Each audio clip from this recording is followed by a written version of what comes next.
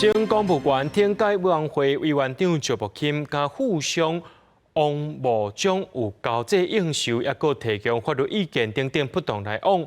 原本的这天解法院一审判决罚款1年的薪水，今仔日2审该判这赵木钦就要撤职，而且停止任用1年。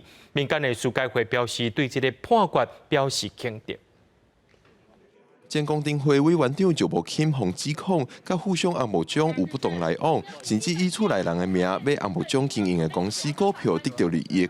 原本一审判决罚1年过风，到过初二2审决定废弃本来判决，改判赵木钦撤职，而且停止任用1年，嘛等于未来袂使担任律师，专案确定。长期和翁茂忠饮宴、求叙、讨论案情或告知诉讼进度，以及提供法律意见。不当接触及不当买卖股票等，共有16项的违失行为。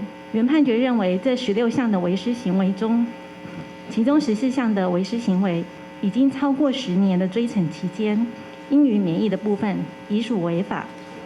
因为法官的惩戒是就其违失行为做人格的总体评价。电解法院表示，赵木钦的违法行为自1997年到2016年，时间下过法官发现罚死刑范围，但是16项违失行为彼此拢有关系，应该整体看待。而且这摆判决是以上尾行为时间来认定时间点。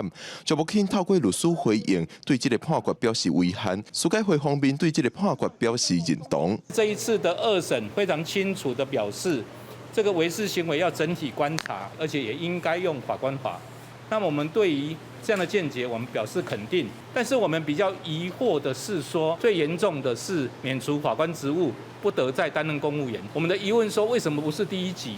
赵木钦案牵连大量法官、检察官、警官等等拢接受调查，目前嘛也有几落个法官的案件等咧审理。司改会呼吁电解法院用同款的标准做出上适合的处分。记者郭文祥、水林耀凯台北报道。